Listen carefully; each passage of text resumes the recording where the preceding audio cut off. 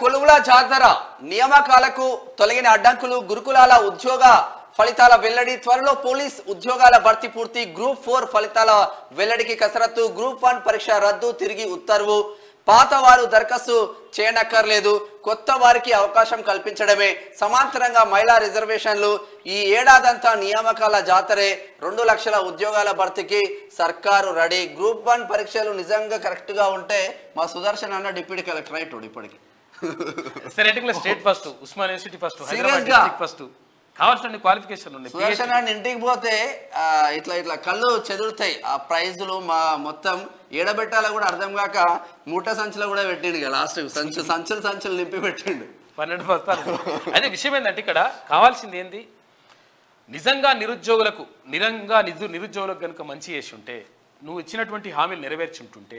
ఒకవేళ తెలంగాణ రాష్ట్ర సాధన ఎందుకు జరిగింది నీళ్లు నిధులు నియామకాల కోసం జరిగింది ట్యాగ్ లైన్ అది పెట్టుకున్నాం నీళ్ల పేరుతోటి మొత్తం నిధులన్నీ దోచేసిండు ఖతం చేసి పడేసిండు నిజంగా సరే అక్కడ రైతులకు అన్యాయం జరిగింది 1,00,00,000 కోట్ల రూపాయలు తీసుకొచ్చేసి నీళ్ళలో వచ్చిండు నీళ్ళగా జేబులు వేసుకున్నాడు అది కథం తర్వాత నియామకాలకు సంబంధించి నిధులు అయితే కథం అయిపోయినాయి ఇక నియామకాలకు సంబంధించి వీళ్ళు ఏం చేస్తారు యువకులు ఏం చేస్తారు వీళ్ళు ఓటు వేయకుండా నాకు ఏం కాదని చెప్పేసి అట్లా భ్రమలో ఉన్నాడు కాబట్టి 40 లక్షల మంది నిరుద్యోగులు నీ 4 ఉద్యోగాలను ఉడగొట్టి రోడ్డు మీద నిలబెడితే మాకు ఉద్యోగాలు వస్తాయని చెప్పేసి బరాబర్ చెప్పినాము ముఖ్యమంత్రి గారు కూడా అదే చెప్పినరు 100% నిరుద్యోగులంతా కూడా చైతన్యమైనరు ధనాదన్ వాళ్ళు ఓట్లు వేయడమే కాకుండా తల్లిదండ్రులు వేయించిండ్రు పక్కోళ్ళు వేయించిండ్రు ఇంటి పక్కోళ్ళు వేయించిండ్రు అటు వాళ్ళు ఇటు అందరిని వేయించేసి మొత్తం మీద కాకని తీసుకుపోయి పామోదులో కూర్చోబెట్టిండ్రు కాబట్టి ఇప్పుడు ప్రభుత్వం ఏం చెప్తా ఉంది నిరుద్యోగులకు ఎన్నడూ కూడా ఏ రోజు కూడా కనీసం భరోసా ఇచ్చేటువంటి ప్రయత్నం చేయలేడు దుర్మార్గమైనటువంటి గత ప్రభుత్వం కాబట్టి నిరుద్యోగుల చావులకు కారణమైనరు నా మిత్రులు చాలా మంది చనిపోయినరు ఆత్మహత్య చేసుకున్నారు ఇక్కడ రవీంద్ర నాయక్ అని చెప్పేసి పిహెచ్డి కంప్లీట్ చేసిండు డాక్టర్ రవీంద్ర నాయక్ అక్కడ ఉస్మానియా యూనివర్సిటీలో ఇంగ్లీష్ డిపార్ట్మెంట్లో పిహెచ్డి కంప్లీట్ చేసిండు ఆయన ఉరేసుకుని ఆత్మహత్య చేసుకుంటూ ఇక్కడ old PG hostel Osmania university old PG హాస్టల్లో డాక్టర్ నర్సన్న ఆయన కూడా సూసైడ్ చేసుకొని చచ్చిపోయాడు డాక్టరేట్లు పొందిరు వీళ్ళు పిహెచ్డీలు కంప్లీట్ అయిపోయినాయి చాలా మంది నిరుద్యోగుల ఉసురు పోసుకున్నాడు కాక అందుకనే నీ తొంటిపొక్కు ఇరిగిందని చెప్పేసి చాలా మంది అనుకుంటున్నారు తొంటిపొక్కు ఇరగడానికి 1,00,000 కారణాలు ఉంటాయి ఆ తొంటిపొక్కు ఇరిగితే